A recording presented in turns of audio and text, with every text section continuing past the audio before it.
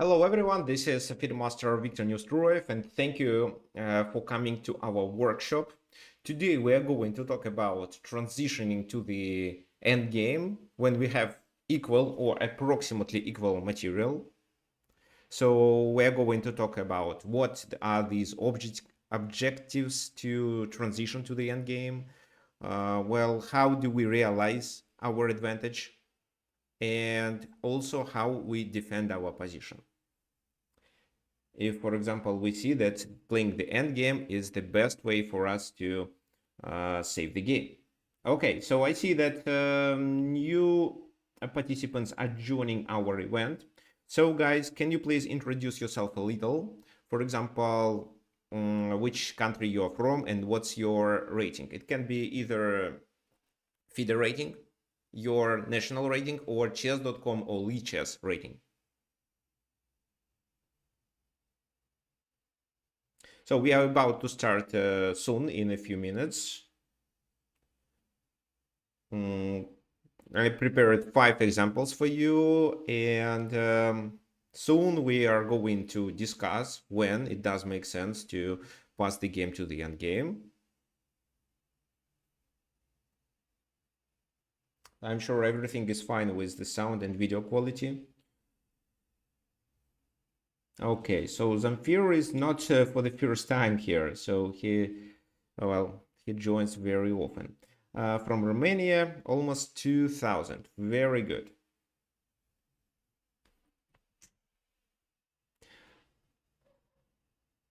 Okay, so perfect. We have also a very strong chess player from the United States.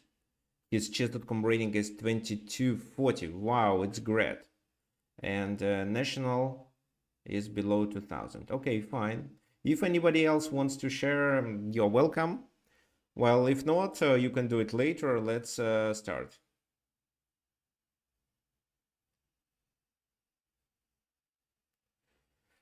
Okay, so first of all, well, we are going to talk about passing the game to the end game when it does make sense. So what are we going to get with when we want to pass the game to the game? Well, for example, if we want to realize our advantage and we believe that the best way or the simplest way to do it is in the end game, then we may pass the game to the end game. When we want to neutralize the enemy activity, why not? For example, also when by doing the transition to the end game, we eliminate enemy dangerous pieces. If, for example, the enemy dangerous piece is a queen. And when we want to clarify the position, we want to clarify the situation, well, mainly when we want to simplify. Okay, let's start with this example. This game was played, no, let me see, in 1912.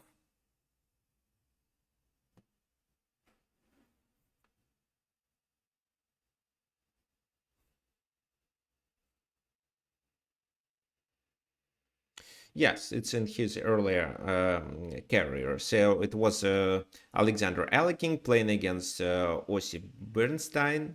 So what do you think Black should do?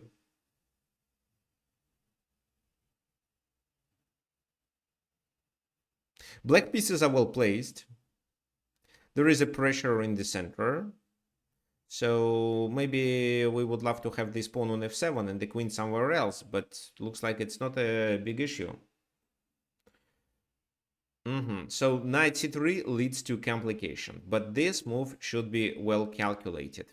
So knight c3, queen c3, bishop e4, and looks like we won a piece. Oh, we won a pawn on c3.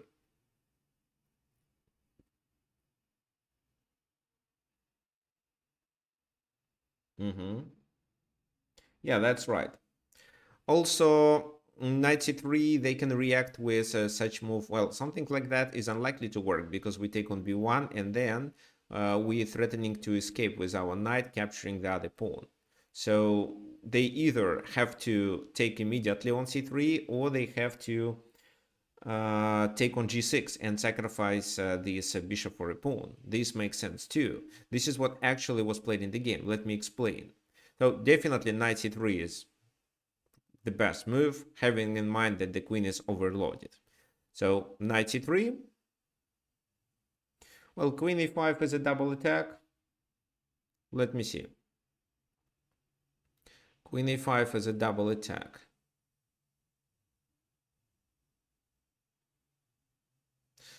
Well, yeah, but they take, you take, they take on e7. There is no double attack, and the bishop can retreat there, or maybe there, or maybe there. All options are fine. So I think that queen e5 doesn't look so good. Knight c3, queen c3, bishop e4. Then what? Well, rook b2, for example. But if so, if rook b2 is played, here you can even gain the second pawn. Well, rook b2 is forced, actually, because the rook is hanging. It can be rook c1, of course, but rook b2 seems to be more a better place for the rook because the rook is more active. And then you also have a tactical strike. Who can find it? It's not queen d5, but queen d5 is a good idea because then queen g3, they can protect both.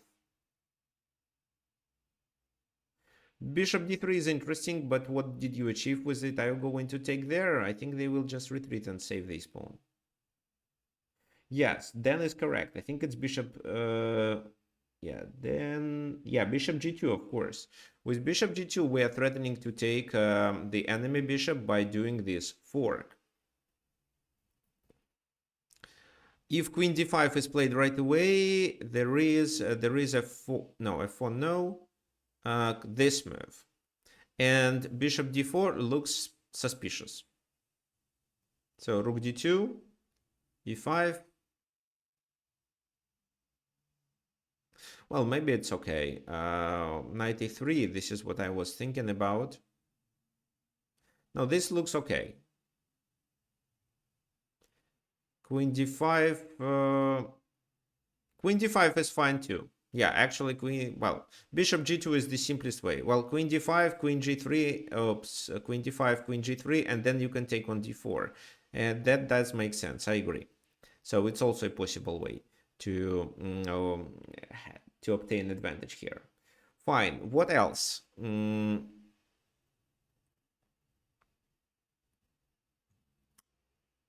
This fails because they take, we took a pawn, now we take a rook and we are threatening to take the bishop. So if rook or queen takes, we simply take there and we have extra exchange here. So they have to save the bishop. But if so, knight a3 and the knight is not trapped. We can play b4 and save it. Fine. So that's why what they have left. Bishop g6, trying to sacrifice the bishop for something and then capturing on c3. For example, well, if knight b1 or knight d1 in this position, then bishop h7 with a tempo. So king goes there, and there is a strong attack with queen h5 and potentially a checkmate by doing queen h7. This is what they'd better avoid. So that's why in this position, instead of capturing on b1 and instead of capturing there, because capturing there means that there will be queen c3, right? Queen c3. Well, queen d5, this move. Bishop g2. If bishop g2, then which move?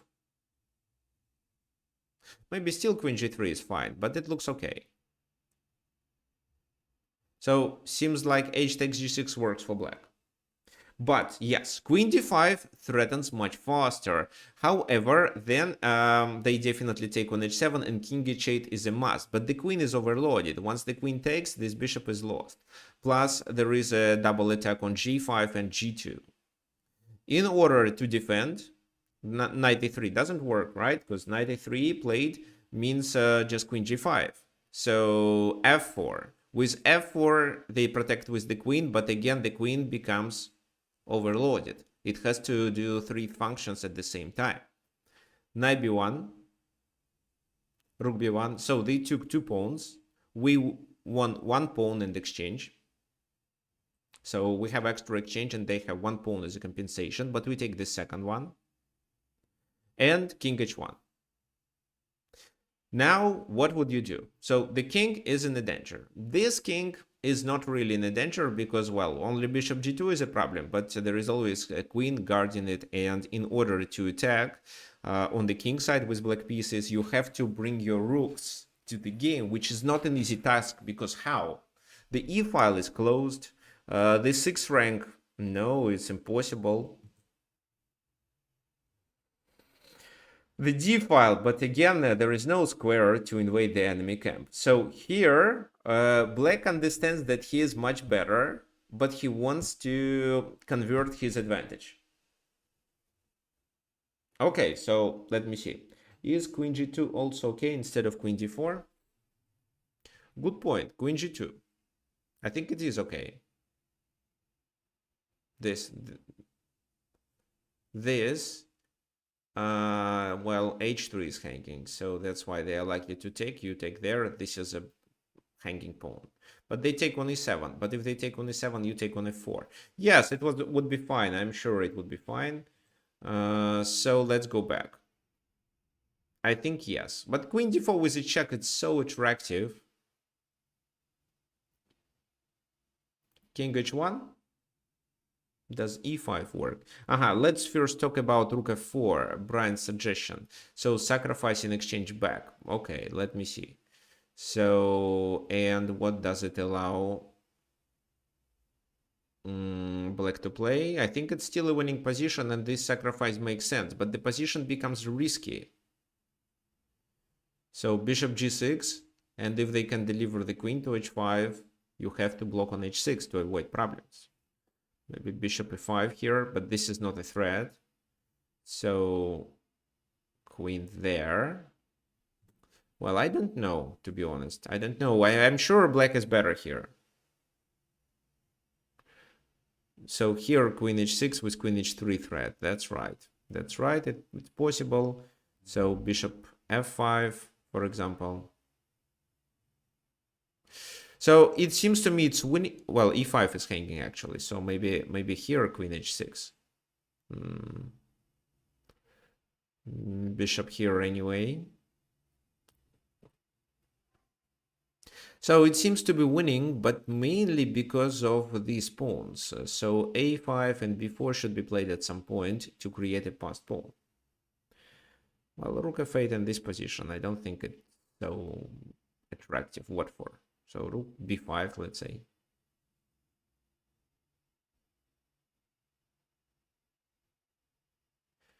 Queen g5, no, it's protected. So yeah, it's enough. So there is this move, queen at then rook f5, but it fails because of queen g5. So rook b5, and this is where white almost equalized. No, rook f8 is too, how to say, too straightforward, and it doesn't work for such a complicated position. Yeah, so queen f5 is a possibility, but you want to trade queens because you think this king is in the danger. I actually thought that it would better for black to trade the queens there because of extra exchange. So the e7 is not vulnerable because f4 is. That's why playing this move leads to a trade of the queens, and then the game passes to the end game.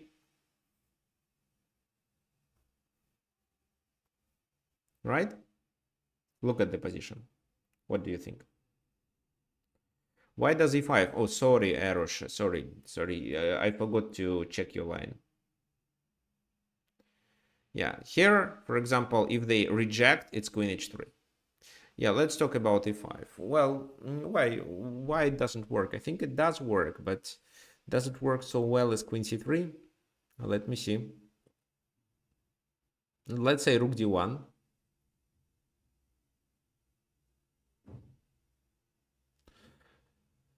Now there is no queen c3.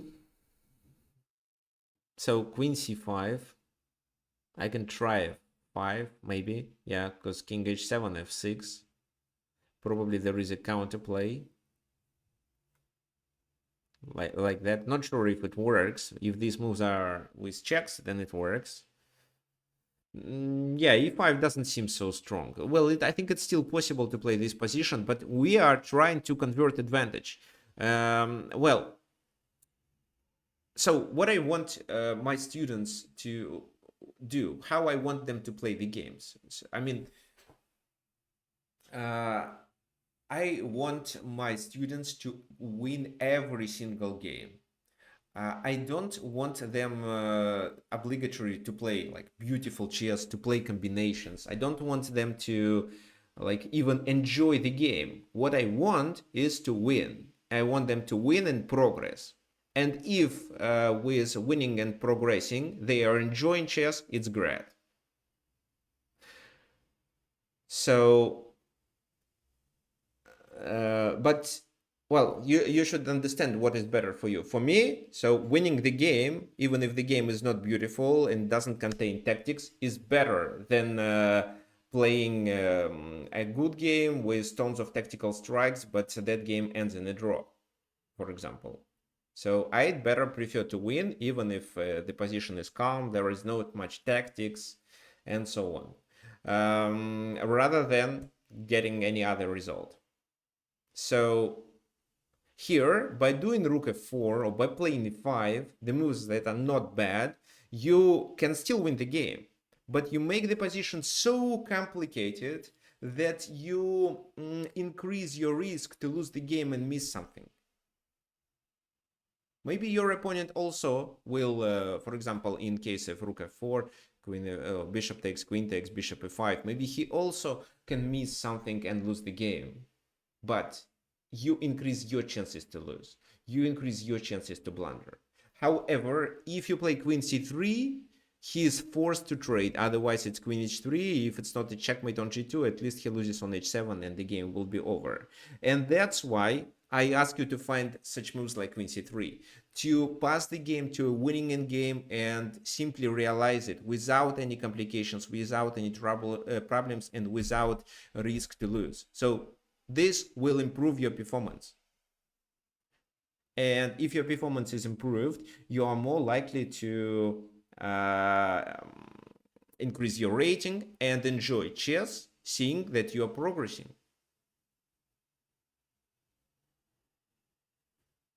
Okay, so queen c3. Well, how did they play? They either trade or they play king h2. They decided to play king h2 in this position. So queen c2, bishop c2, e5. Trading a weak pawn for the pawn on f4. It also allows the rook to invade the enemy camp. That's the reason why in this game they played f5.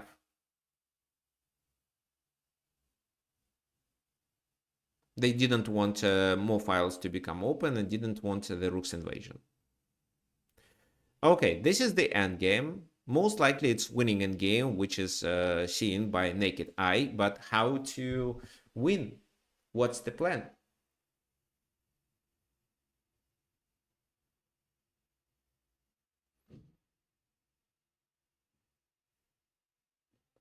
Well, a5 before is definitely the plan. Should you start with these moves right away?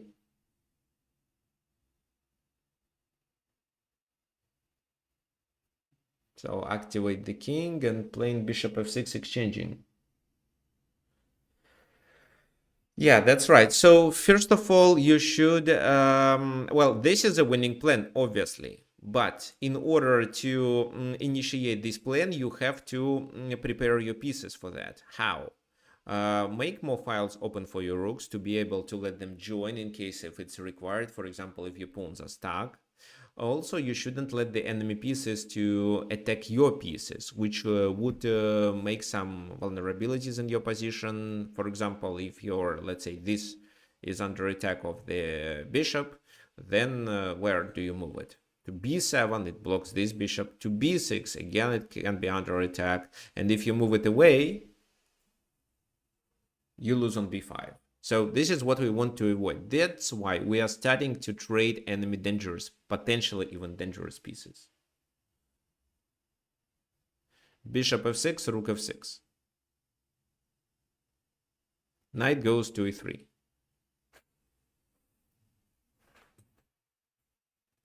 So they defend, they threaten to go there. But a5. So a5, maybe consider it like a mistake because you blunder the pawn on c4. But what can you play after this move? After knight c4.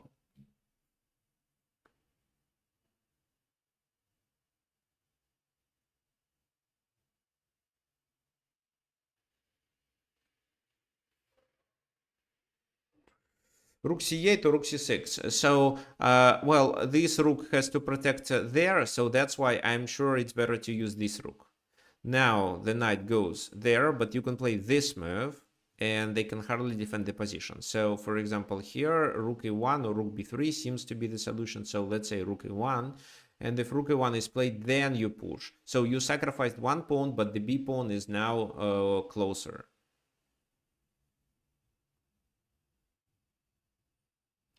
If you play it with rook c8, knight e3, and then rook c3, it's almost the same thing. But this time, well, if they play rook b3, for example, defending the position, you trade, they trade, it seems that the rook is not where it should be. However, you can try this move.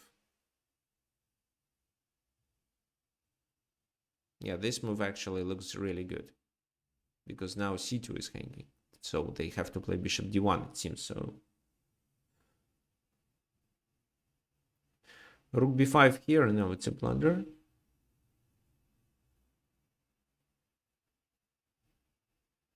So it's better to have the rook on b8, but I actually think that there is a very little difference between rook c8 and rook c6. It's mainly about the position of the rook.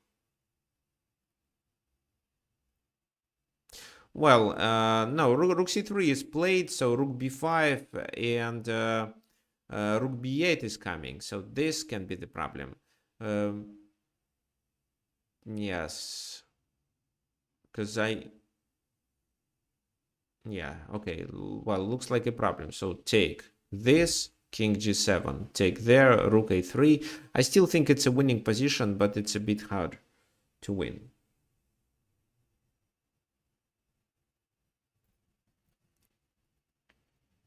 So doing with this rook is better.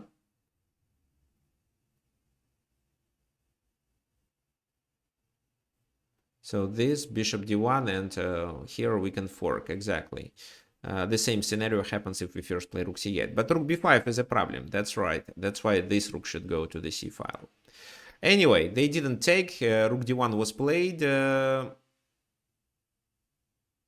rook goes back. Why? Well, to fight for the open file. There is nothing to do on f6. Rook d6, rook d8 trading. If, well, it was rook h6 played. This, and then knight g4. But if they play this move, how do we continue?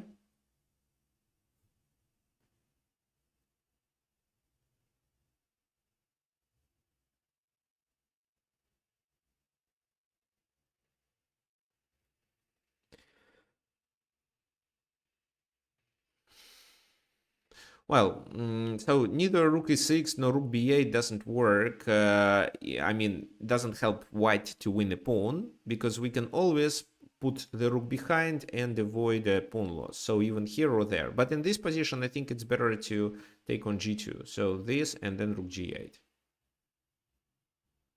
And now the g2 pawn is lost. And once it's lost, it's over. So let's say rook a5.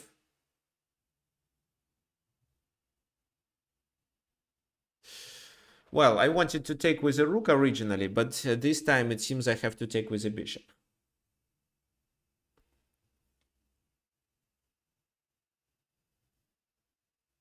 Yeah, good point about rook e2. So I think it works too, because then what? If, for example, rook checks, there is a cross check, and it's checkmate. Like that. For example, or maybe the other rook goes to g2. So bishop g2, knight takes, and then it's a checkmate.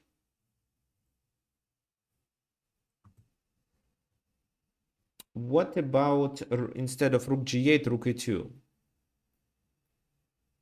So this is what rook b6, rook d2, rook b5, and rook e2. Interesting. Yeah, I think it makes sense too. Yeah, it works. So that's why, in order to prevent this invasion, it was knight g4 played, because e5 is hanging. However, it doesn't stop black. So black loses on e5, but after king e7, what next? So there is a rook e6, but after that king goes back and no more checks can be delivered. So this captured and this bishop is hanging. Rook d6 is impossible. Knight f7 is a blunder. So bishop b1 saving. Rook b2, the bishop is trapped. They deliver a check. So king goes to d8, another check, king goes to c8, and this is where they didn't know what to do because this and this is hanging, so they played h4, and rook b1 was played. Well, rook g2 is interesting, but the king escapes to h3, and then how to play this? But it may not be enough because they push and then they try to escape with the king.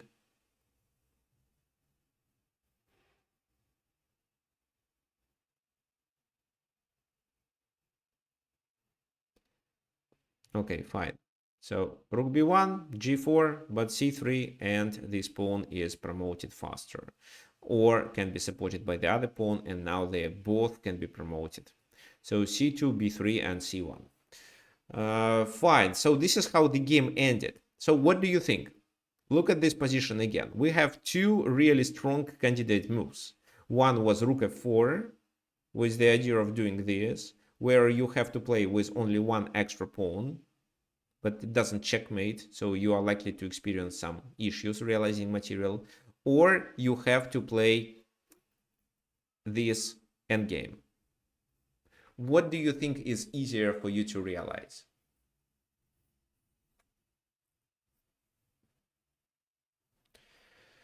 Especially when you are low on time. Definitely the endgame. It's much easier to win. Your task is just to not make serious blunders and follow the original plan, which is on the sure phase. So you have a pawn majority on the queen side. These pawns are already far advanced. So activate your rooks and advance your pawns. That's it.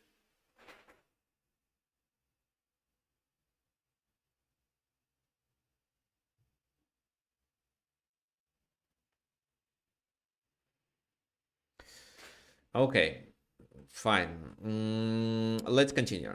And I would like to show you a famous game between Anatoly Karpov and Joseph Dorfman.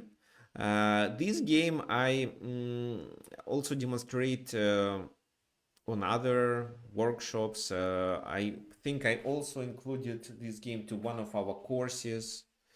Well, we are doing group lessons on Fridays, and there was one devoted to the attack. I think I did demonstrate this game, but we don't really need to analyze the middle game. We're talking about the end game and when it does make sense to pass the game to the end game, even if you are into the attack. Okay, so before we continue with this game, you can actually start thinking about the move for white here.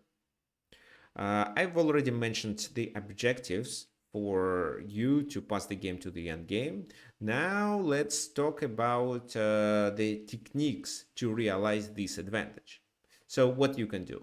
In the end game, you can exchange the defenders of such some weak squares that you can move your pieces to or your pawns.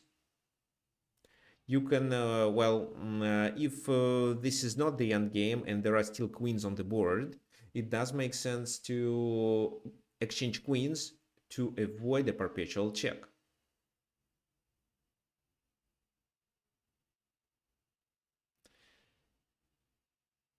And if you think you have advantage, especially if it's a material advantage, trade pieces.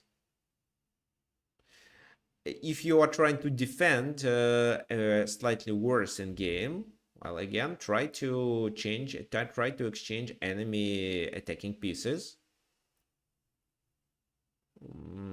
or even exchange pawns, because with fewer pawns on the board, sometimes your opponent may just not have enough material to play for a win. So, for example, rook and knight versus rook is a draw.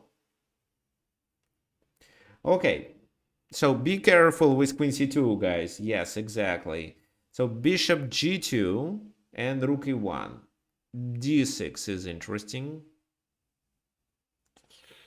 I doubt about d6. It's interesting, but once you calculate it, you'll realize that it doesn't work so well.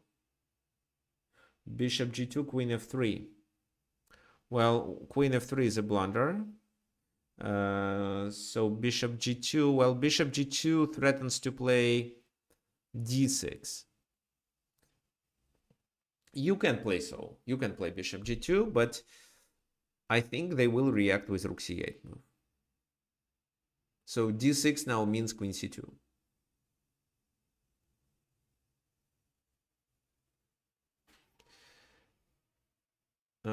F takes e5, another candidate move.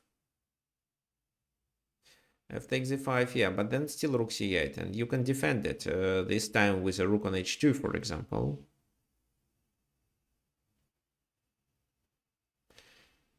So let's say they play queen e5. Does d6 work? Doesn't seem so. Well, maybe it does work. So d6, queen a2, d7, check. So bishop takes. Then c2 is not vulnerable, but how to continue? You can continue with queen a6. No, your IP is down. So even this number of pawns that you have is not enough. Queen e3. No, you cannot. Well, which queen e3? Queen a6, you mean? Yeah, I was thinking about queen e6, but what did you achieve? So you are down a piece.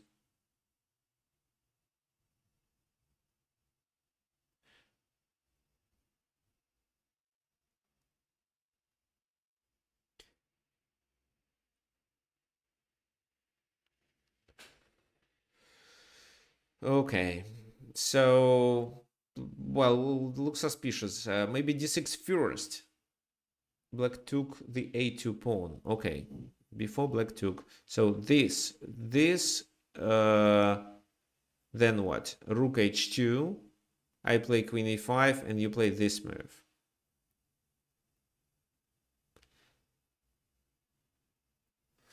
So there is enough compensation? Because early in the middle game, Karpov sacrificed a piece for the attack.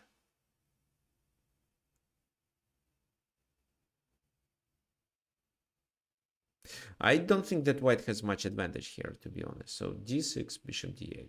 d7 is not an issue. There is no this move. So I doubt that white has advantage here. Maybe white is not losing here, but it's still fine. Okay, so why, by the way, why don't I want to play this move? Well, because this is a pin. Well, this is a pin. Also, it's a queen loss for two pieces, but still black has material advantage. And without queen, white's attacking potential is limited. Okay, so f takes e5, suspicious. d6, let's see how it works. So bishop d6, then what? F takes e5. I guess I can play this move.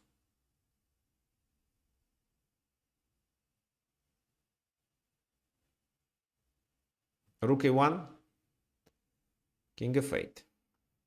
If you take, I checkmate. If you defend there, with which move, by the way, then what? I can just save my bishop. It seems to be safe enough, if I'm not missing anything.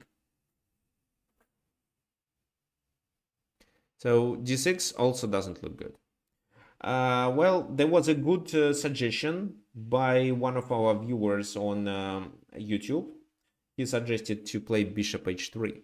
Why so? Well, because bishop is not a piece that participates in the attack. This piece does create some danger. If we trade, we can also activate this rook, maybe move it here. Rook c8 was played anyway. F takes e5. So, well, here, for example, this is already a blunder.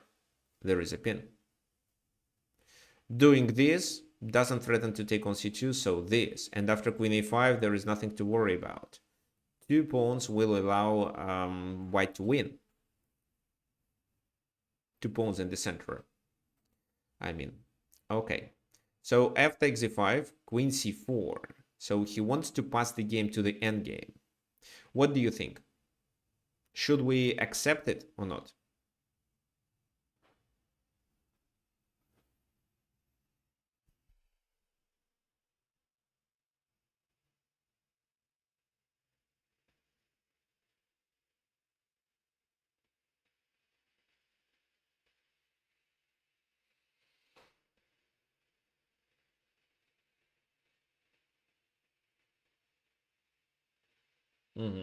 Okay, so Brian wants to say that two pawns on the third rank cost a rook, which is true, So, but the pawns on the fifth rank are not sufficient for white to play for a win.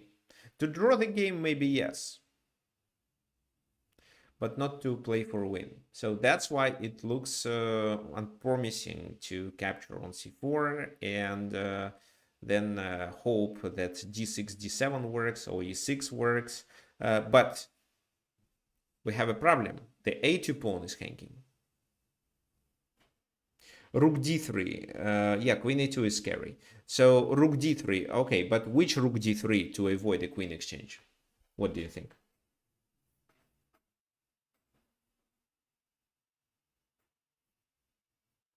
The h rook. Yeah, I think that's right. So the h rook. In the game, it was the d rook. Then the game continued with queen f4, so he didn't take on a2. If he took on a2, I think there was king d2 always. So d6, how does he play? And that's it. So this means d7. So he has to play this move to save the rook against d7 move. For example, rook c6. It can be something else too. Because queen a1, king d2 doesn't really improve the position much. And then we take on e7.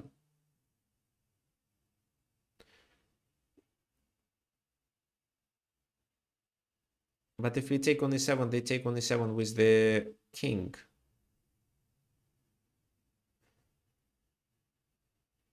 Or, wait a sec. This. And there is a threat of rook c2. So that's why maybe instead let's try e6 or e6. Why e6? Well, because if f takes, there is queen h5. Let's talk about it a little later. If the queen takes, there is this move. And then rook e7. And this is much stronger than capturing with a pawn. Or you can even capture with a pawn and then threaten with rook d8. Queen e1 this time is not such a big issue. So king escapes, queen b2 fails. It fails because this is a check and then you take on e7 with your queen and it's almost checkmate. There will be checkmate later. You can, the king escapes, you can push h5 and so on. Well, that's why they have to probably take on e6 with a pawn. And if they take on e6 with a pawn, let's decide. Queen h5. Queen h5 looks good because if the king goes there, then you can capture with a check and then you capture on h7. So he can play rook g6, but then you still capture on h7 and make two threats. And queen e1 is just a check. There is no second check to continue the attack. Because, for example, queen a1, this, and this doesn't look promising. How to continue? This, but rook takes. Bishop takes there, okay, queen g6, it's a winning position. Yeah, bishop takes, I would love to play this move, but no, it's under attack of the bishop. Okay, fine, so e6 would win. E6 would be a nice move. The game continued with queen f4, king b1, of course, and rook c4. He plays d6. Black plays rook e4. we block. White is fine with trading rooks because the attack is still strong. For example, rook e3, queen h4. And how you can continue? Don't forget that they are threatening with a back rank check, because if you trade the queens, you may lose the game.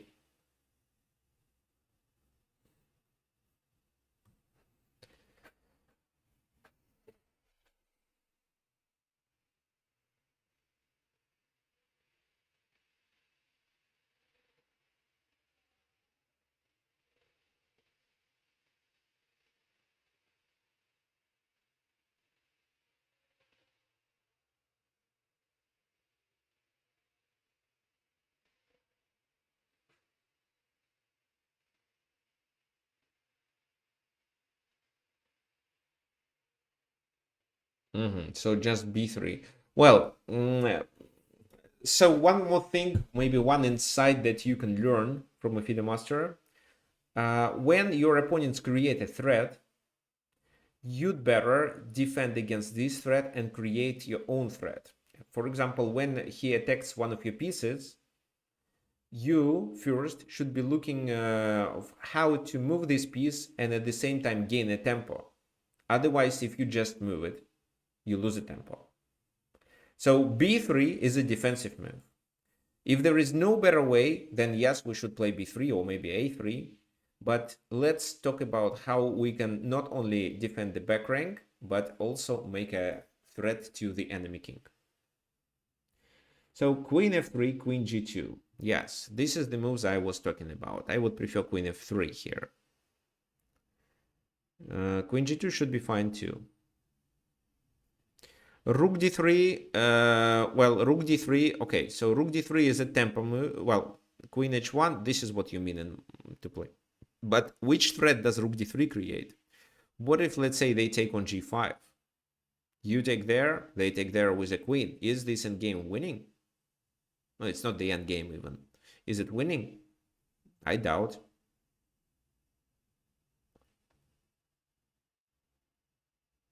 Also, there is bishop g5, which I can hardly evaluate.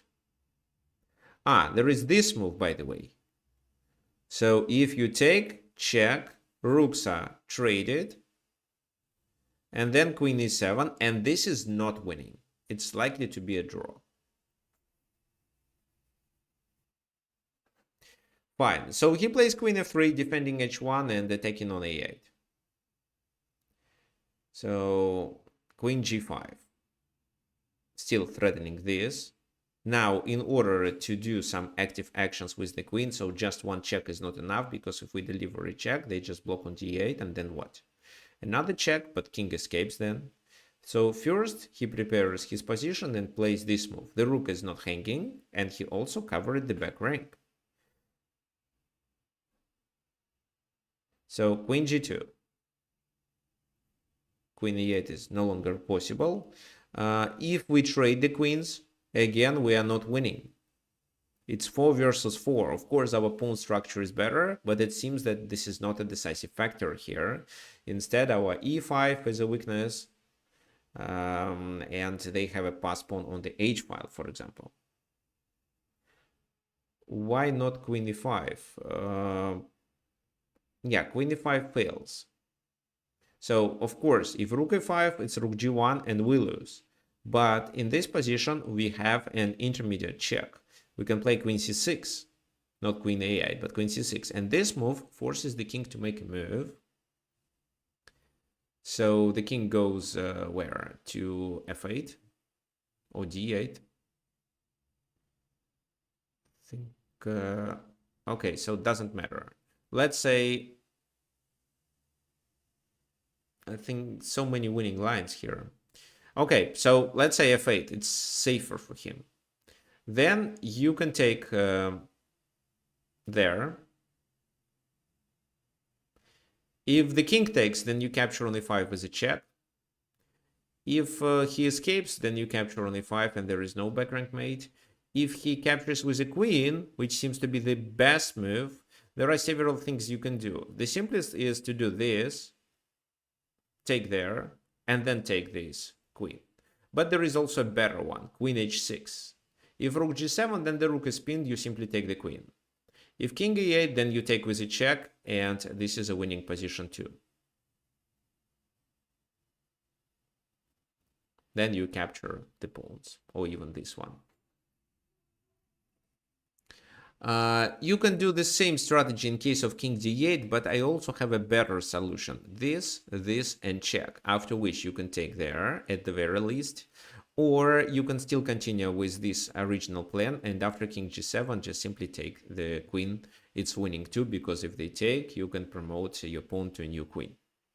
So queen e5, well, doesn't work. By the first glance, it may seem logical because it weakens the back rank, but white has sufficient counter attack then.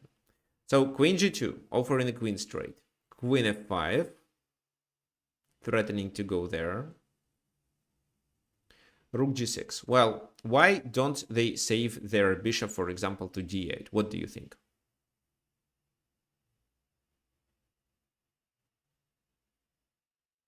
No, well, no, bishop f8, for example, is a blunder. It's obvious. But bishop d8, what about this move? Yeah, then we can play e6 and he's in a trouble. So, while capturing leads to checkmate. No, the king escapes, but then we can make a discovered attack with a rook, so it's completely losing. But maybe he can play a... No, he cannot. If so, we take there and take the rook at least. Yeah, e6. So rook g6, he stops e6. Rook f1, this is a weakness now. So you see, if Karpov takes on e7, he simplifies the position. And it's easier for black than to escape with their king. By making these threats, he forces black to defend and looks for a better moment to, for example, pass the game to the endgame, to gain material and continue playing calmly, like positionally. Queen d5 was played in order to defend, and finally he takes. And what do you think about this position? So it's equal materially, but white is winning. What do you think? Because of which factors?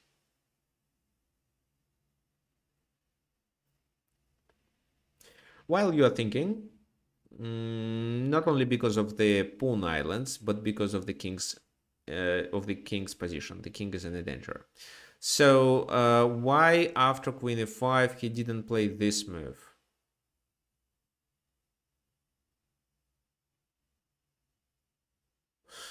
I don't know. Maybe because of queen h7. I think queen g4 was a good move. Yeah, queen h7 then, and it's a bit unclear. Weak pawns and the enemy king is in the danger. So queen e4 attacking there, a5, logical, but the h pawn falls.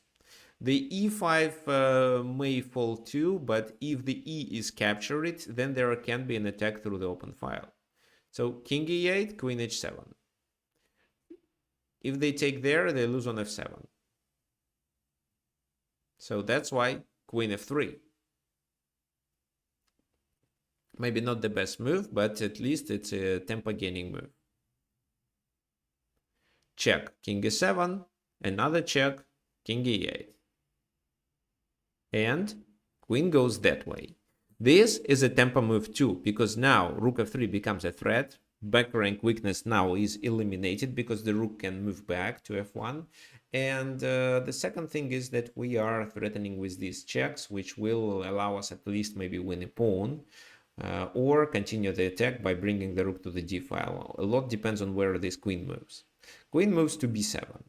So now neither queen c8 nor queen c7 can be played. That's why let's defend the back rank and continue the attack.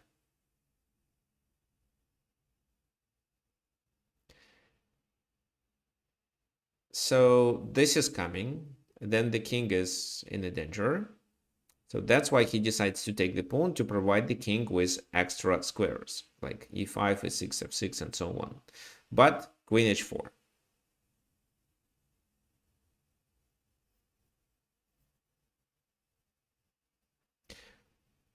Instead of queen b7. Wait, where was it? So here. Instead of queen b7, was there rook c6?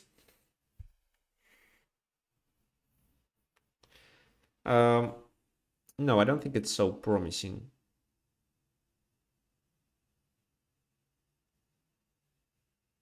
I think the endgame is losing, first of all.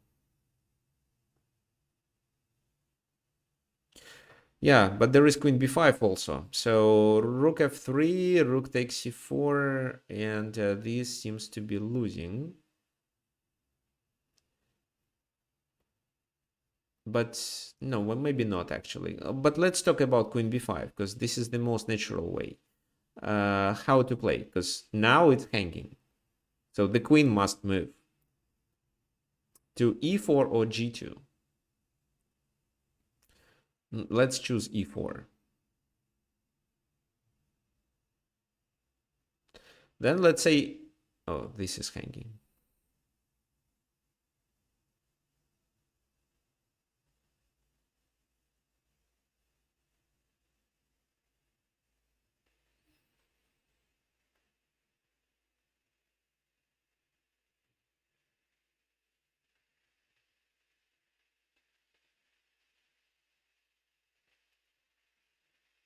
Okay, so check. King moves to the 7th rank. Another check. Even if the king moved there, rook c7 becomes impossible because there is a queen. And then I take on f7. And if the king goes that way, then I can, instead of taking on f7, I can play this. How does it work? King goes back. I can deliver a check with my queen. King goes that way.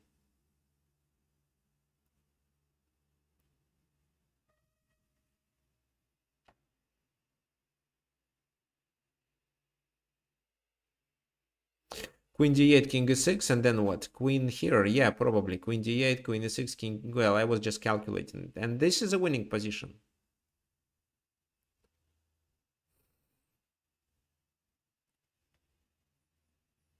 There is a...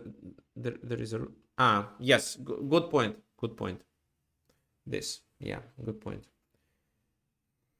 Queen f6 was made. So no. Rook c6 doesn't work. Okay, queen b7... And this check, and the king is now in a danger, and we can bring our pieces to attack his weaknesses as well as the king's position. So check is completely useless. Just king b2, and what then? Rook a7, queen f5, this queen a5. So another extra pawn. So, well, why this? To avoid future checks and to play this move. But at every stage of this final part of the game, white is ready to play the endgame. If b4 falls, it's a completely losing position. So this was played queen c8, king d5, and queen c4 leads to a checkmate. How does it lead to a checkmate? For example, king d6 is the only move, then rook d8, and the only square is this, and then you can do that. So he plays there, another check, and now finally the king. Okay, no, if this, there is a checkmate, but if this move, what you can do is only... Okay, so I thought you can win the queen. You can trade the queens here.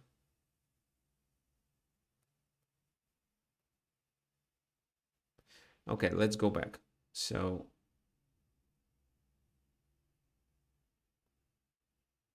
it's this, king e7, queen c7, king e6. Oh, just take the queen here. So what I'm talking about. So check, and then just win the queen. That's it. And then you can checkmate as you wish. Okay, fine. So what you may learn from this game fragment? Well, first of all, this feature, when your pieces are under the attack or when your opponent creates a threat, try to parry this threat and at the same time gain a tempo. Especially if you are doing the attack, this helps you to speed up such an attack. And at every stage of your plan, think about the position, how it looks once the queens are gone. So if you pass the game to the end game, how can you evaluate the position? Is your material advantage enough? Is your positional advantage enough? Here, with the bishop on e7 being alive, it seemed that it was too early for white to convert to pass the game to the end game. But once the bishop is gone, like that, and the h pawn is uh, fallen, then it is possible to pass the game to the end game already. However, this time with the king being on e7, it does make sense to keep material on the board. But of course, Karpov couldn't calculate all these checks, so he was ready to pass the game to the end game at a certain moment. And then he thought that with a pawn majority on the queen side, he has better chances. Let's continue. Mm-hmm.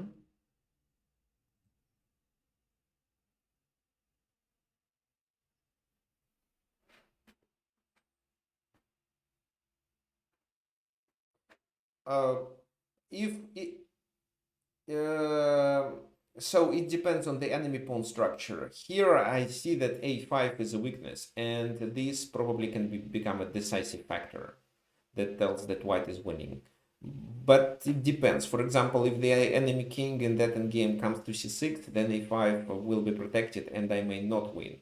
I would win if, let's say, the e pawn was not in the center but was the edge pawn, like on the h file.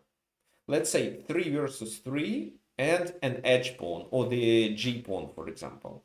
3 versus 3 on one flank and the pass pawn on the other flank. I would win, especially if I could locate the rook behind that pawn.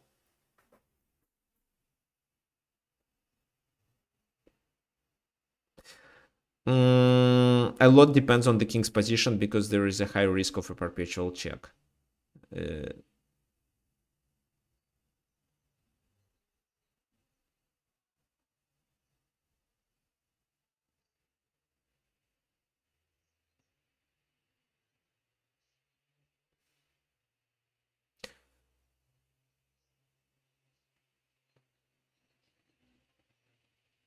so you mean to cut the king off to not let him to blockade the pawn? So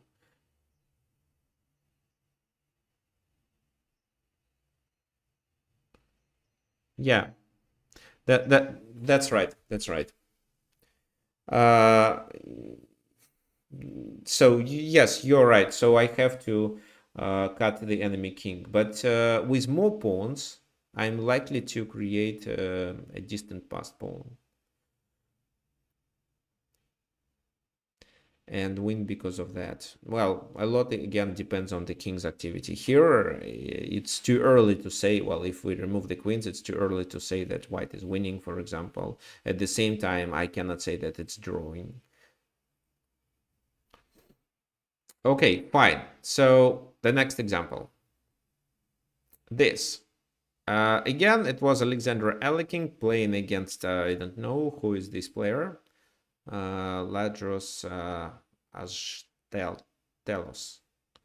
The game was played in 1931, so it seems that Aleking was probably on his peak at that moment. However, somehow he got this slightly unpleasant position from the opening, and his king is under the attack. What do you think here Alexander Aleking should do to not lose the game? What would you suggest?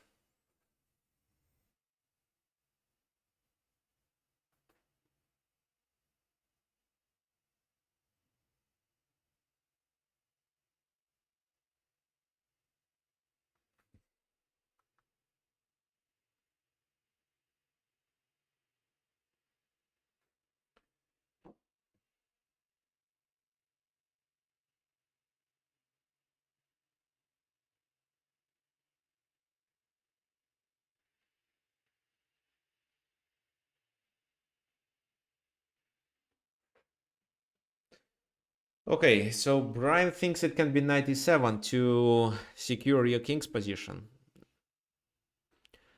Well, on the one hand, it's logical. On the other hand, it seems to be too passive. Then suggest knight b4, error suggest knight b4. So knight b4 seems more attractive than knight e7. Because knight e7, there is nothing concrete. It's not a blunder. But let's say just king b2. And step by step, I will try to realize material advantage. It's extra pawn for white. But it definitely should be something, because, well, rook d5 is a threat. The e-pawn is pinned. And if it's possible to sacrifice the rook for that pawn, then two other major pieces will deliver a checkmate. That's why this. Queen d6. Now, where the queen goes. This is crucial. For example, if the queen goes to c7, this leads to checkmate. So this, king goes to d8, and they have to sacrifice the queen and then get checkmated. So knight b4 is a good move. Well, knight c3 is the second option, but there was something I didn't like about knight c3. So let's say I double the rooks and threaten with this move. Okay, so let's get here. So knight b4 was played, rook goes to d6, queen goes to c5. Why the queen goes to c5? Well, this time rook e6 doesn't work. The king escapes and white doesn't know how to continue the attack. Well, they can do this move, but what then? Looks like the queen is well placed and can successfully defend the king's position. What do you think white should do?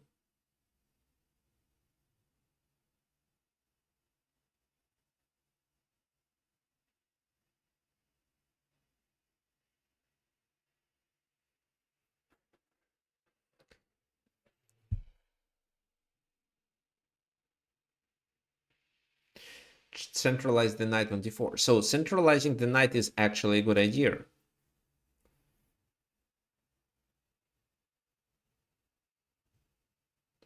Also, is there a threat on c2? Looks like not, because just any random move, just to illustrate it, this leads to a queen's trade, and then the knight is lost, simply. Okay, so if knight d4 blunders knight d3, that's right. Good point. So what can white do? It seems that white is stuck with their attack, but because they still have extra pawn, they can pass the game to the endgame. What do you think?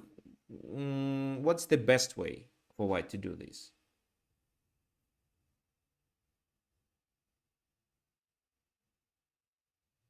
Should white capture, or should white play something else and let black capture on e5?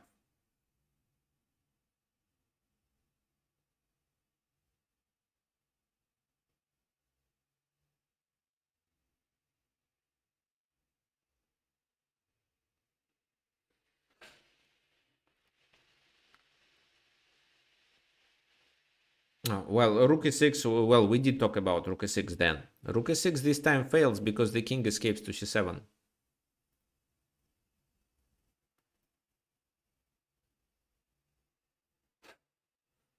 Okay, queen e6, but wait, then the king escapes there, so you cannot support your attack.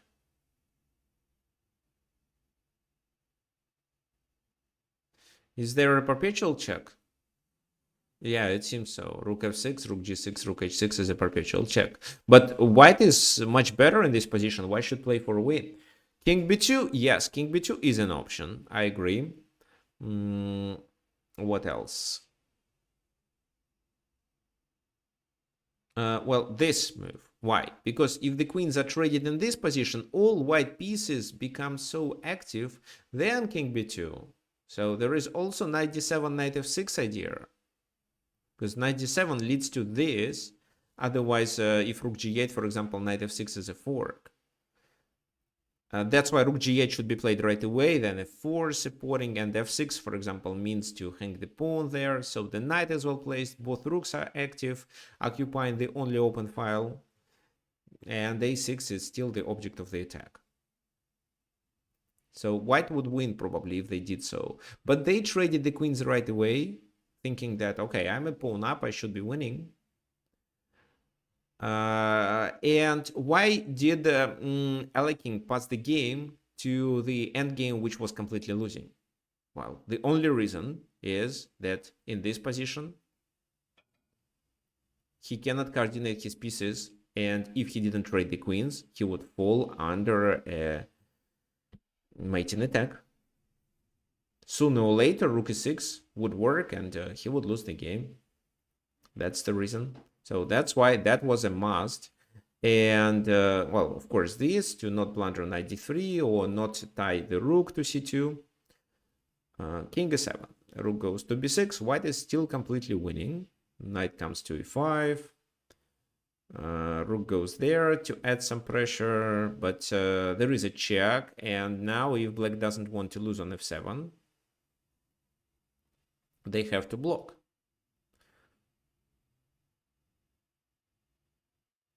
Because, for example, king e8, which seems to be possible, leads to what? Maybe it leads to this move. Rook c2, rook c2. If the knight takes, it's a fork. So rook takes, king goes to b1, and we are threatening to take on b4, and then take this. Maybe it's not bad, because rook f2 can be played. Okay, let's go back. Knight f. So if, for example, king goes to e8, let's defend it. Let's defend it, not by doing c4, because if so, it's this. Yeah, let's play knight c4. I think it works fine because there is a check there. a5 can be attacked. Yeah, okay, so that's why rook c7 was played and the pair of rooks was exchanged. So g3, f6, knight goes there, and e5. Rook goes to d2, and Alexander Aleking wanted to compensate a material loss, a pawn loss, with his piece's activity. That's why he plays king e6. So this king finally became a powerful piece. Knight e1, knight d5. c4, they try to chase it away, but knight e7. The knight can later go to d4, for example, through f5 or through c6. King goes to a3, and here he plays a risky but finally working maneuver with his pieces. What would you suggest for black here? So it's still losing endgame, but this time it's not completely losing. There can be some chances.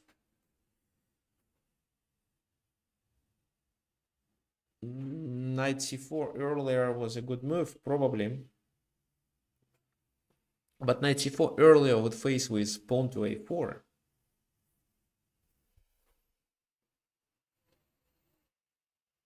Knight goes to d4 through c6. Good point, but if you play so, won't they just play knight c2?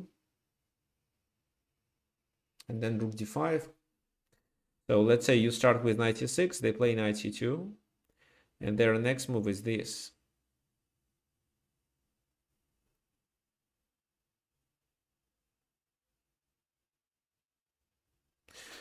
Could white play rook d6? Okay, so Zamfir suggests king f5 move. Nice. Let's talk if there was a possibility of playing rook d6. So e5, rook d2, king e6. No, there was no invasion. There is invasion of this move, but then you blunder the pawn on c2 at least. Even 2 pawns. Knight e1, knight d5. No, there is no invasion, so you couldn't play it. Well, in this position, you could play this. Rook d8. But is it so beneficial? Well, let's say a4.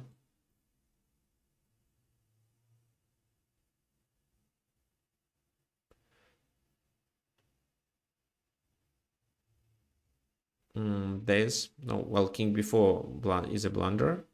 So knight d3 maybe.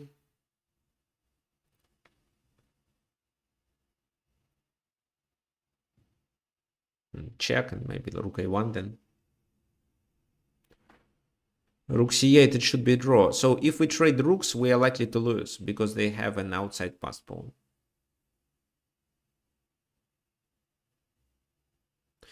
The knight can hardly fight against the edge pawn because the knight being on the edge has only few squares to escape.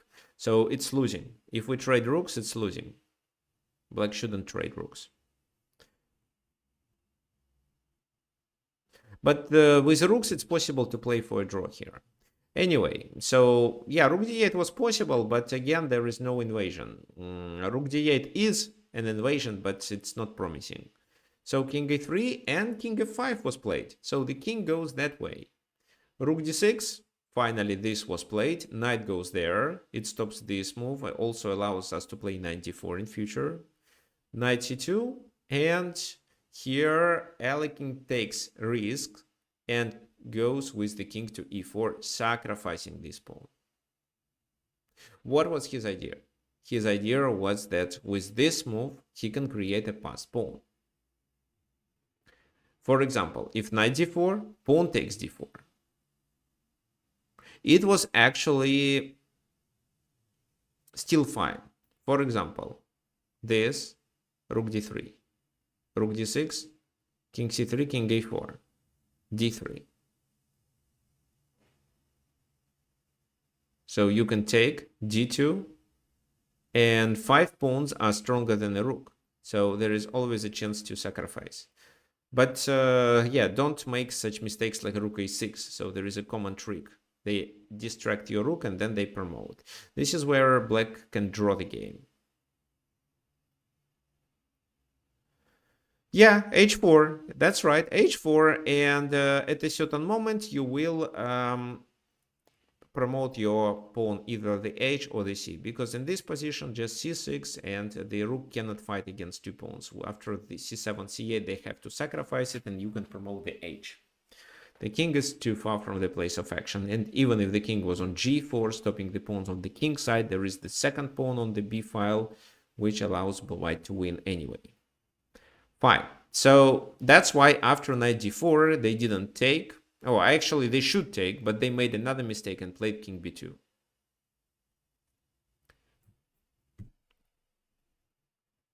Now, let's decide what you should do. What do you think?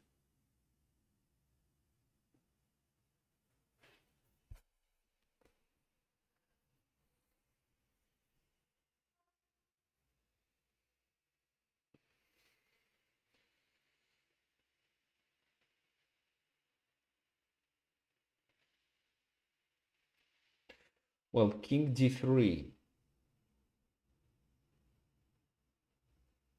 It's interesting. King d3 is interesting, but I think it can be this. And they aim to play f4 to weaken the position of the knight.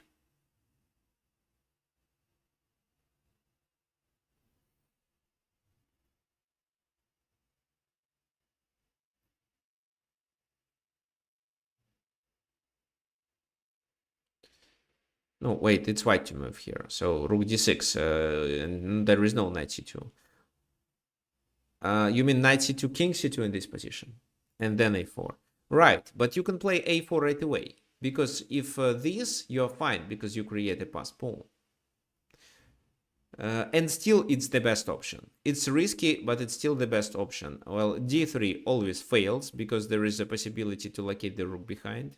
I even think that after d3, it's better to play this move. The king goes away, and can we play this? Just then rook d7, and I want to avoid this move. Okay, maybe too risky. Let's. Okay, so this b takes a4, and if d3, let's play something more simple like that.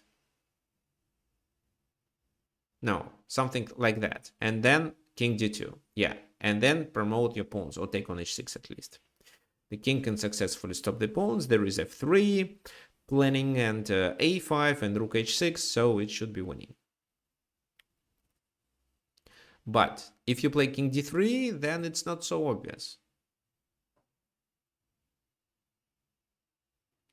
Probably white is still ahead if he plays a5, but well, this is quite complex.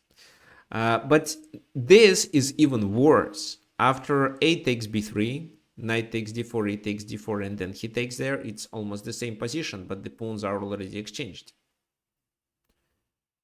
So again, d3 this time is a mistake. Check, king goes back, and then king c3, king d2. That's why Elie King plays king d3. Rook f3, king goes to e2, aiming to promote a pawn. Rook f4, and what do you think they should play in this position? So if you black, how would you play?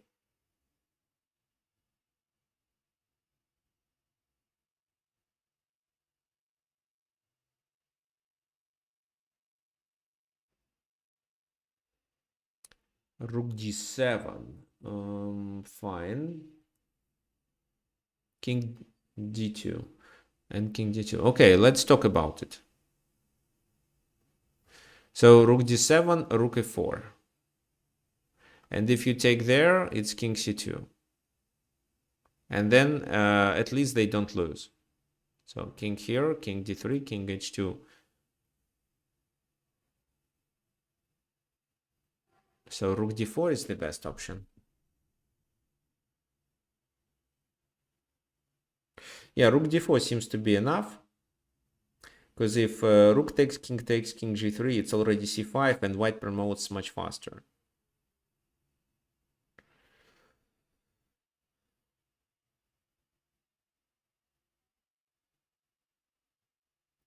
Well, if you don't take, but let's say you save like that, then this pawn is too far. So they play g4.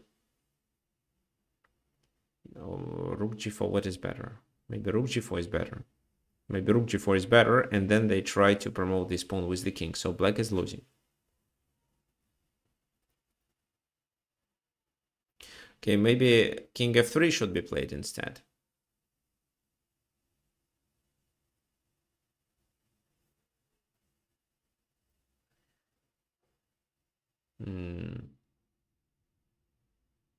Okay, so it seems that king f2 was a mistake, and instead it should be played king d2, d3, and so on. This is likely to lead to a draw.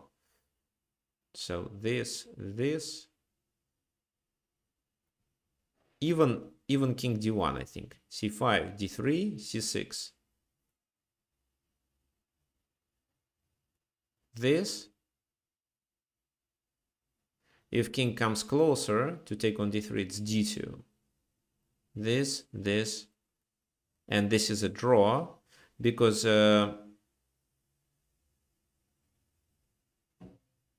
interesting. So if this move I'm threatening to promote, and if this move there is a check, so black is winning even.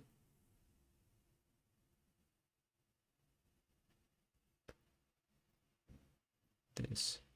So king c3 first, d2, and then c6. And after this move, it's this, because if the king goes that way, there is a check. If the king goes that way, there is king d3, which is also a check. So, for example, this line, check. The king either goes back, or otherwise he loses a pawn. Well, this is a possibility too, but then check, this, and this. So, and after rook c6, because of the king's position, it should be a draw. 1 versus 2, but this king is too far. Well, actually, 2 versus 1, even if the kings are well placed, should be a draw anyway. So rook e4, king goes to d1, and it's a repetition.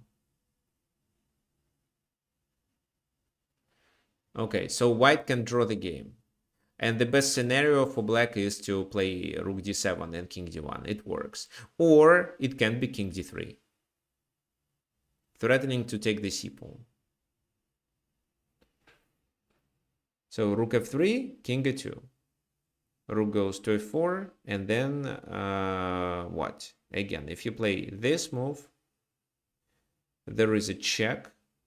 No, there is king c3, and after d2, there is a check. And after this move, there is this. So that's why in this position, rook d7 is a must. And then d2 and so on. So it's a draw. This is how Alexander Alekhine could draw the game. Yeah, king d3 repeating the moves. Yes, the cleanest win was to play rook knight takes d4 earlier, when there was a chance to get 5 pawns for the rook. But I think just not accepting this queen straight, but playing this move was sufficient. Because now it's even a threat of doing rook d8, distracting the rook and capturing there. Can black avoid the queen straight here? No. Like knight d5, rook takes d5. Can they move the queen away to escape? No, I doubt. For example, where the queen can go to avoid a trade of the queens. Well, queen c7 still blunders rook e6. Now queen e7 is the only move, but it blunders the rook, and white is winning.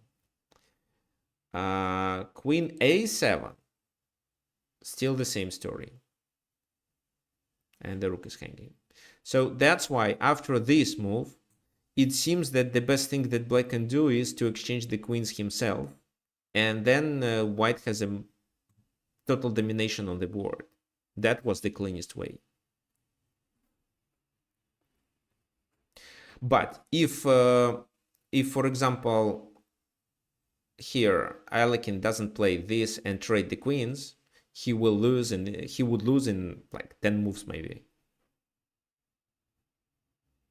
So that's why he had to play so. He had to pass the game to the endgame to avoid more serious problems.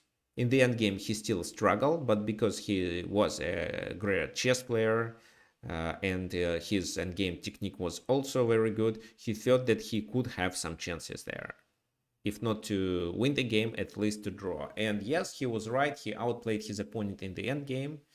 But in the middle game, it was so scary to play this position, and he was very likely to lose. Okay, fine. So we have one more example before we finish. And I also would like to let you know that our workshops are free. However, if you like this content and you would like to support, there is a link that allows you to donate through PayPal. I can send you the link here in the chat.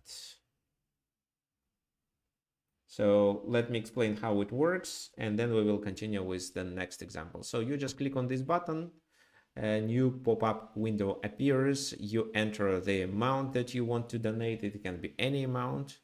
And then you click a PayPal button. It redirects you to PayPal to enter your account. Then you enter it and transfer money automatically to my account. I would appreciate any help, because your support helps me to plan my workshops better, as well as to pay for my assistants who help me to prepare content.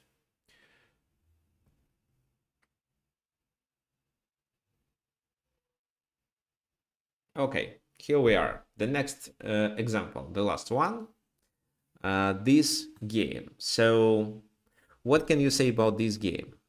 It's black to move at the moment. Who is better, white or black?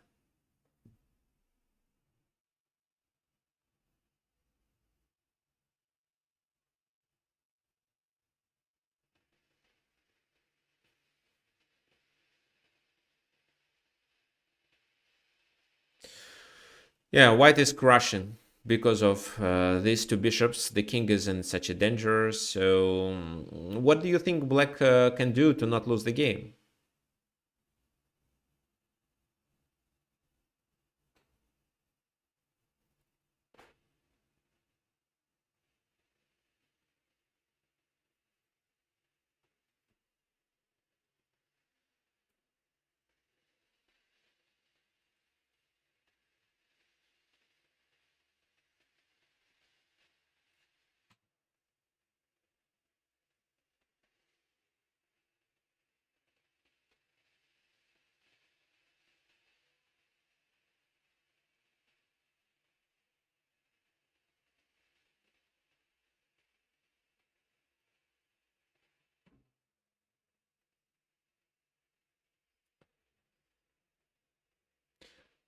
Okay, so white looks to have a, okay, trade the bishop and queens. Well, if it's possible, yes.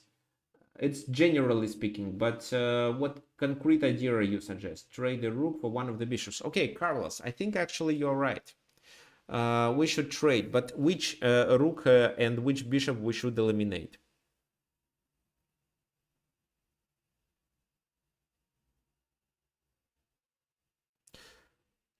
Doing like that means that we are still a pawn down and the bishops are of the same color, plus there is a pressure through the f file, so a pin that they can potentially exploit. Also, I think they can consider taking with a queen and entering our camp. Maybe it's not such a big problem, so but f takes d5 is a real problem. So that's why it should be a different bishop. Or we should eliminate such a bishop by doing this exchange, bishop e6, even at the cost of a pawn. King goes to f7, so what can he do now? If he trades, we are fine. If he plays bishop c6, which makes a lot of sense, there is rook d1, and this rook d1 allows us to deliver a perpetual check. So this, how do they defend the position? Maybe queen f2?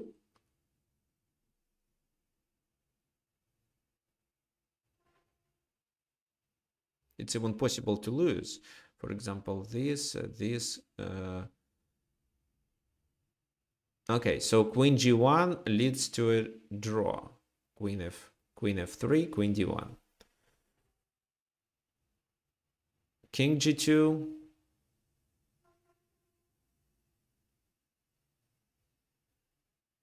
Queen e2. Yeah, queen e2 works, because if they play queen f2, it's bishop h3. So king g3, queen g4 is checkmate. If king g1, it's this. King h1 also drops the queen. Fine. So yes, there is a perpetual check.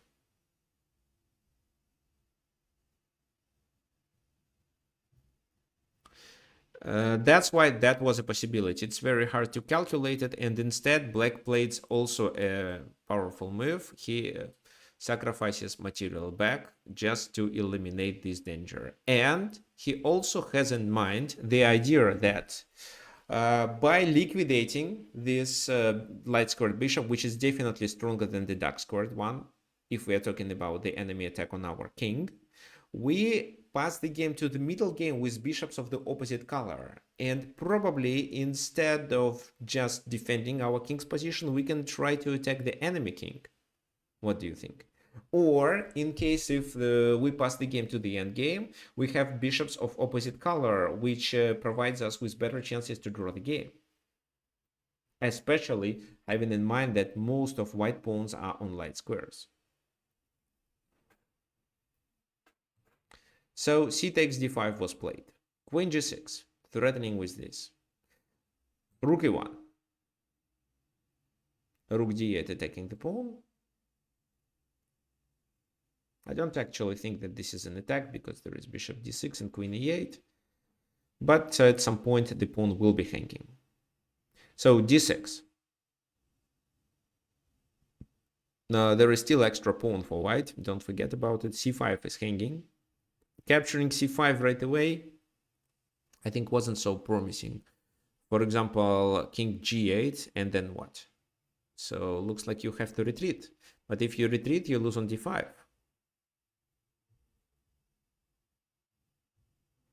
If you try to save there, it's this, and you have to sacrifice exchange, and this is where black definitely survives.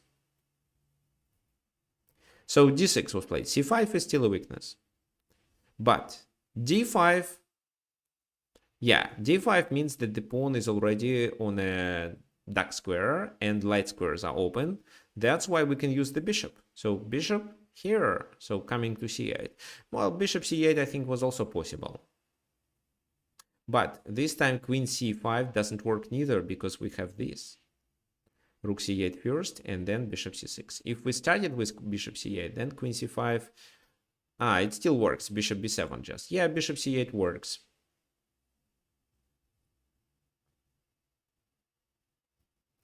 So queen g3, offering a trade. What do you think black should play? Trade or not?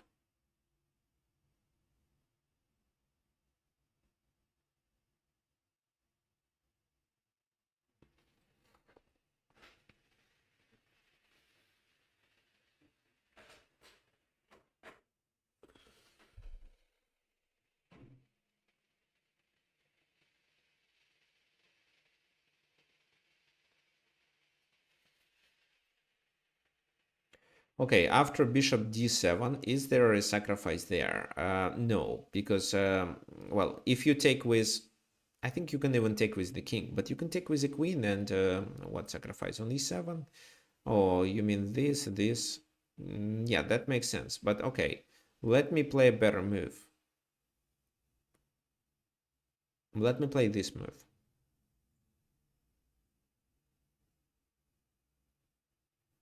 Because bishop c6 leads to mate. And if queen g3 right now, I can trade the queens and then take on g7. So, well, rook g1 fails. Maybe queen f3 works to cover the diagonal.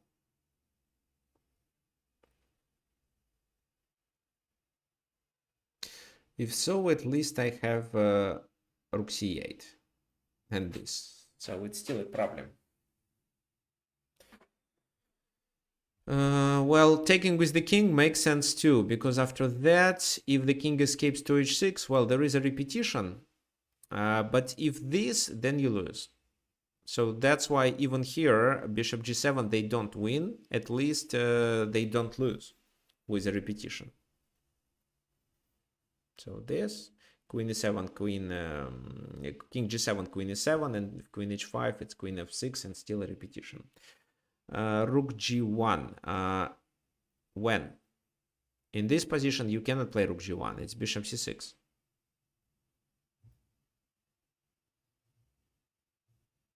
No, rook g1 doesn't work, sorry. Or you mean after that, rook g1 still fails. So queen g3. Well, we can trade, and it's actually the best way. The simplest and the best way to play. But then David Bronstein would have to defend his position. And, well, he improved the pawn structure for white. King f7, king g2. And I think it's still a draw, but it's really hard to win, to draw this game. Because this, then f5, the king comes closer. So it's possible, the c5 is a weakness. It's possible, but it's really hard to equalize here. Accurate play is required. But with queens, it's riskier, but there is always the idea to invade the enemy camp and do a perpetual check. That's why here he prefers to keep the queens on the board. King g1, rook e8, making a pin. So f5 finally was played. So why f5 was played? Because opening the f file guarantees rook f1, and then black experiences issues. Which issues? So, well, queen f5 loses right away. Bishop f5 loses too, because after this move,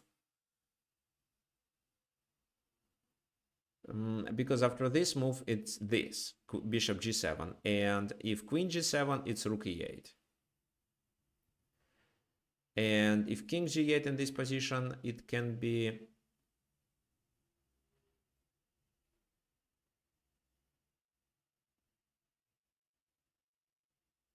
So I don't know, bishop here.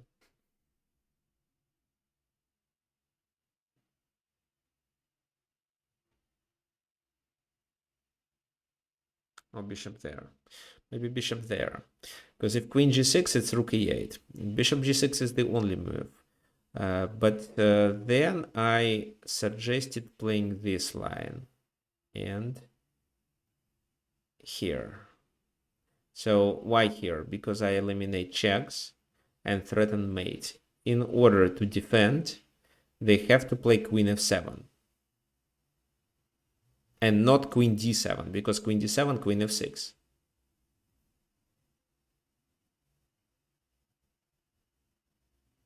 Right? So threatening here and there. and queen f7 leads to a... No, it doesn't lead to a loss. Okay, so queen f7, check, queen e8.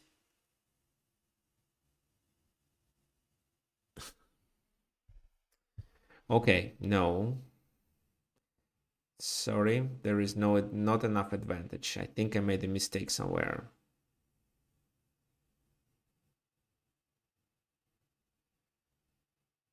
Oh yeah, here, this move. And if queen blocks, it's d7 simply, because it's pinned. If bishop f7,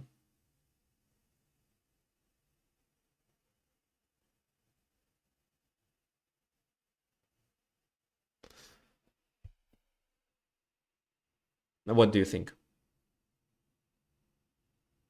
Well, I like queen f4 move, because I'm threatening with queen f5 then.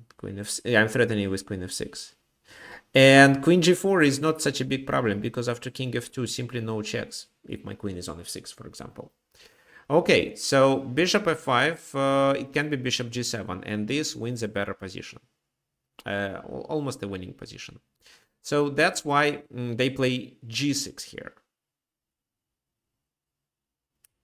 Well, why g6? Well, trying to get rid of it in case if pawn takes. Then I think queen takes works. Queen takes, check, king goes there. And once the queens are traded, this time there are no dangerous pawn here or there, and the king doesn't come to the place of action quickly. Moreover, at the moment there is a bishop hanging on e5. Or even this, because after this move there is bishop f7. This is a little risky because dark squares are open around the king, but still seems to be sufficient. Queen f4, let's say.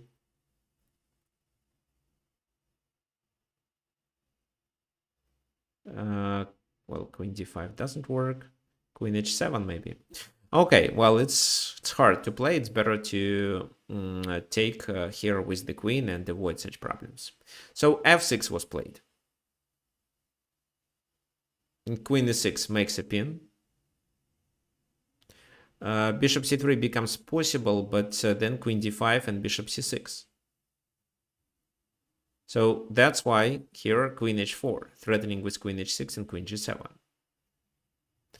Now let's decide how you can successfully draw the game here.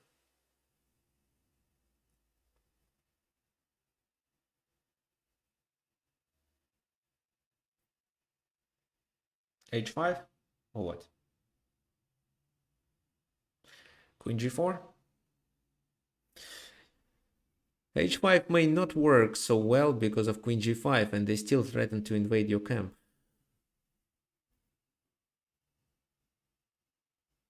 But queen g4 should work. So here, passing the game to the endgame when this pawn is already advanced make a lot of sense, because we can set a blockade. So king f2, king f7, and we can successfully locate one of our pieces on e6 and stop two pawns. Bishop b2, because the bishop was vulnerable. This is our only weakness, but after a rook straight, we don't really have to care much about that pawn. Maybe there was a better way for them to play, for example, bringing the king to g3. If so, bishop d2, king goes to f4, and I think that bishop c6 was okay. Just h6 is fine. Just h6, and if he does so, then it can be g5, and after king f4, it can be this. So in order to not lose the bishop, he has to keep his king there, but then it's a perpetual check. Well, repetition. So bishop b2 was played, the rooks are traded, and then it's easier to hold these pawns. King d7 would lose the game, by the way. This, you... No. No, it doesn't lose the game. So this, it's still possible to go back and stop the pawn. But this move wasn't played. Maybe because of bishop f5. And then the bishop becomes poisoned. Yeah, but you can first play bishop d7, bishop e8, and only then continue with king e6, or even king e6 in this position. Bishop e5, now you can play bishop e8. But even if you play bishop e8, the bishop is poisoned. So for example, bishop e8, let's say they play a random move, you take, then f7, and then d7, and they promote.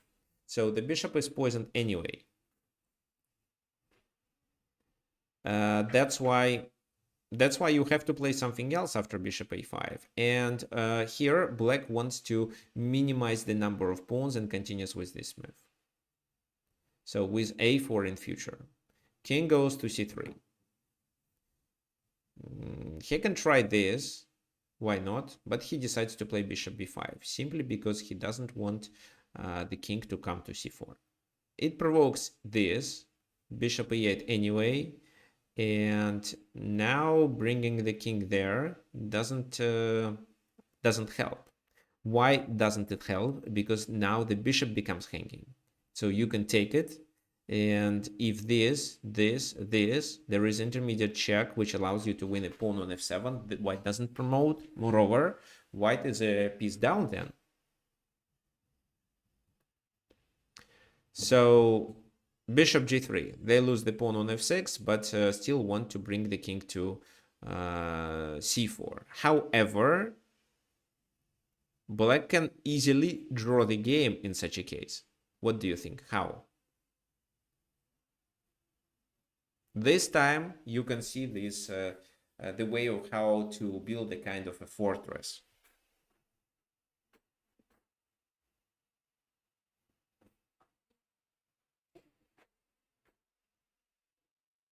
King d5. With king d5, you are missing d7 and f7.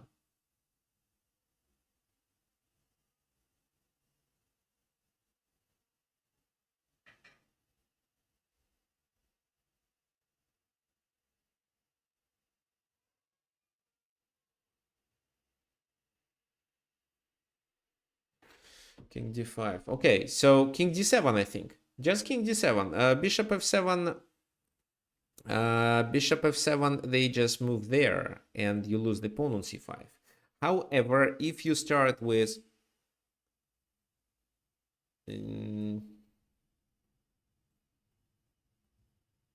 so which pawn do you take? You move d7 or take on f6? d7. Good. What about the a pawn?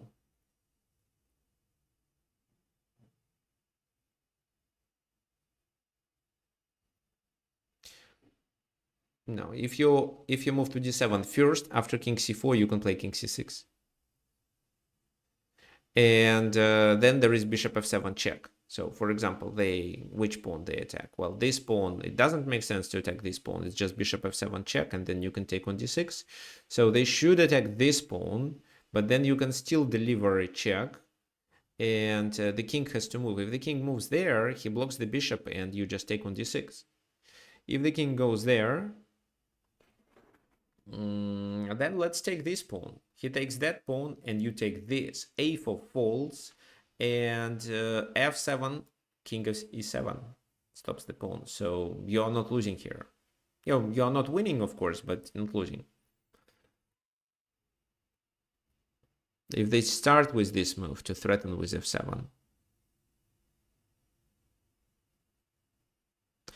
well, then king e6 first.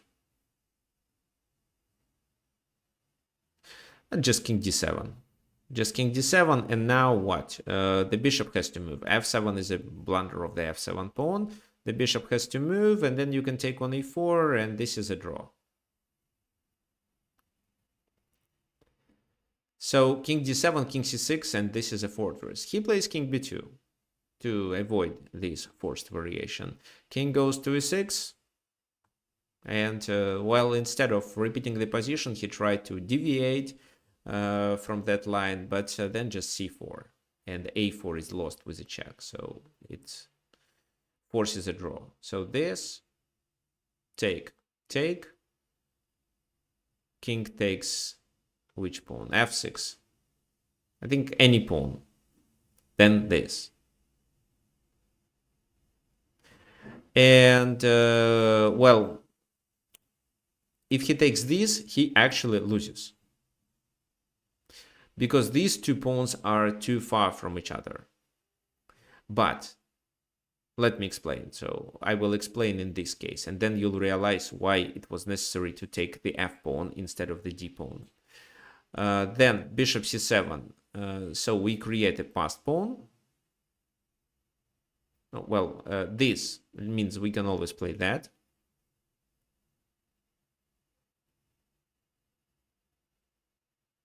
So it stops bishop c6, but g3, take, and then this. And now they have to sacrifice, they have to play this move and sacrifice a pawn on d7. So h2, d7. So bishop takes on d7, bishop takes there. And this is a winning position. This is a winning position for white. It should be, because a7 is coming also. But because even these two pawns are too far from each other. But so if we play bishop d7, we can not lose. So a7. What do you think how to play?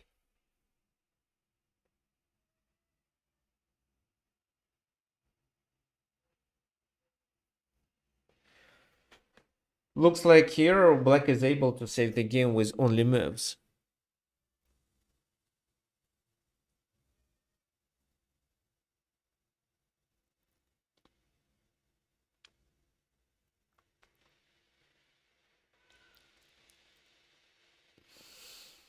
Bishop c6 here. Yeah, here bishop c6 draws the game.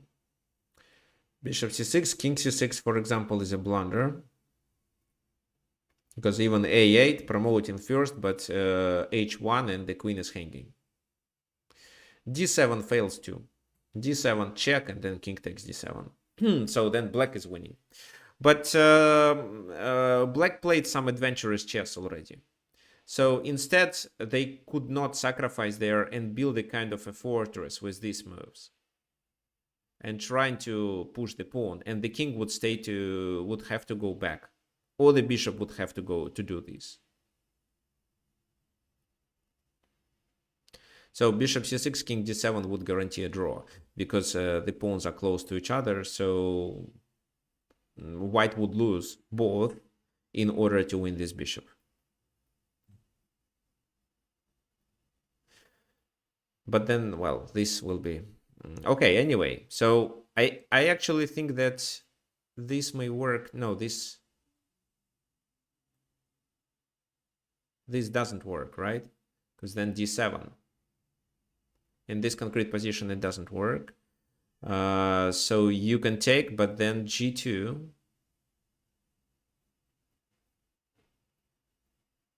But then, I mean, a7, and after this move... No, they just take here. So they just take there, and then a7, and then they promote. Okay. Fine. So h3 is better. And then with bishop c6, we were able to draw the game. The game continued with g5, king d7. So finally, he makes a fortress.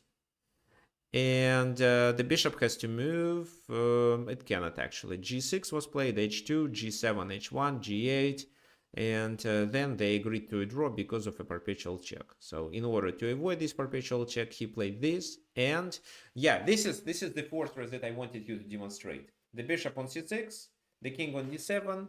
So what white is doing, he makes moves on this diagonal with his bishop, because this king cannot do anything. In order to promote, the king should be on b8. But he cannot go there, because this king holds a successful blockade. So just bishop h1, bishop c6, or bishop e8, or b7, it's a draw anyway. Okay, fine. So, well, in these two previous examples, black passed the game to the endgame to not lose. And here, well, capturing on g3 was possible early, but that would increase the white's chances to win compared to this position when the pawn was already advanced to f6, and it was easier to hold two pawns together by occupying e6 square with the king. So this is what you may keep in mind when you are in the danger. If they attack your king's position, think about the endgame.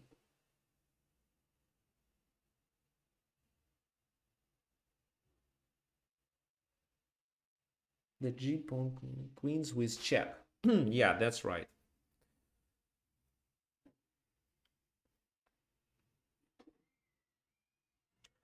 Okay, so fine. So we are done for today. There will be a workshop next Sunday. Do you have any questions?